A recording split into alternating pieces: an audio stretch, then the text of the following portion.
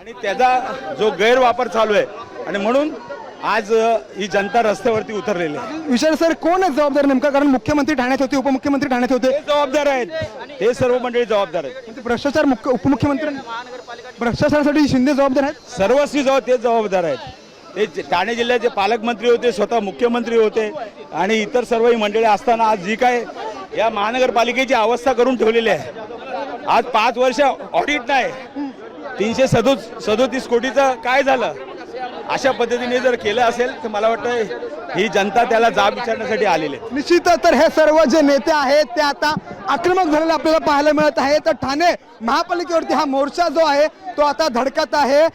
एकनाथ शिंदे यांनी ठाण्यामध्ये खूप मोठा भ्रष्टाचार केलेला आहे आणि ते सर्वस्वी जबाबदार आहेत ठाण्यामधील मोठ्या या प्रश्नांसाठी. आणि हा तमाम विराट मोर्चा हे सर्व शिवसैनिक मनसैनिक आज या ठिकाणी एकत्र आलेले आहेत की ठाण्यामध्ये जो भ्रष्टाचार होत आहे तो मोडीत काढला पाहिजे. आणि या एका गोष्टीमुळे जो आहे हा सर्व शिवसैनिक मनसैनिक या ठिकाणी आपल्याला एकत्र आलेले पाहायला मिळत आहेत.